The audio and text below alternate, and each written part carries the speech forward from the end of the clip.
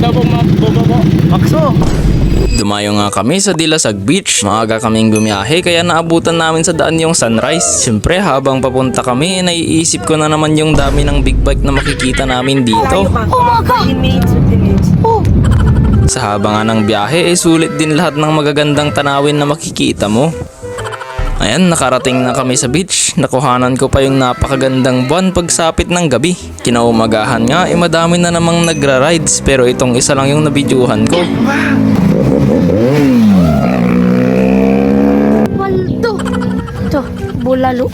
Pagkatapos namin mag-beach, bumisita naman kami sa Parang Hills. Nagulat na lang kaming lahat sa mga sumunod na nangyari kasi hindi namin ine-expect ang ganito.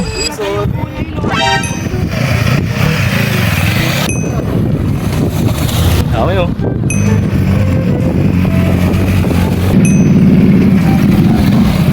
May bigla ang dumating na grupo dito sa Parang Hills, paldo. Makibomba tayo. Kanina, pili ka na ng bubombayin mo. Pili ka po. Ano ba? Yun yung Ducati, yung multi-strada. Sir, pwede daw pong mabobo. Oh, hindi. Makso. Grabe. Tigil mo, tigil mo. Ayun.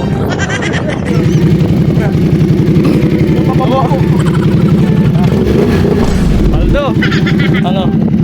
Paldo ka na. Oh, first time. Ang dumi na po ng kanila. Uy, ganda niya. Ang stick na. Yay. Thank you po. Thank you po. Ingat po. Nakita nga ni Kuya Melo tiya din na umaakyat sila sa trail dito kaya inaya niya akong mag-video.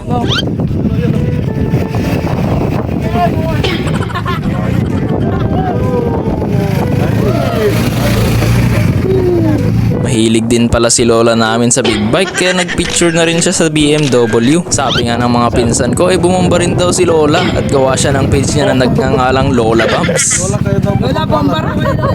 Ganon para na. Bomba daw, biglang tumalon si Lola. Picture taking na nga rin pala yung group dito. Pagkatapos agad naman nagpabomba ulit itong pinsan ko. Okay, ayun. Bomba daw. Baka madali pa rin. Solid. Ayan, paalis na nga sila dito. Sumunod na din kami at pagbaba namin galing sa Parang Hills ay madami pa palang naka-big bike na nagbabakasyon dito. Dito na nga nagtatapos ang bakasyon namin. Pumaldo kaming lahat sa 2 araw na ito. Hindi lang sa beach pero pati na rin sa big bike. Ay, kita na. Iba tayo na. Tingin muna tayo, tapos takbo tayo.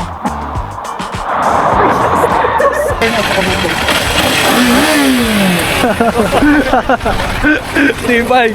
Pa-shoutout kay Idol Nakil. Pogi.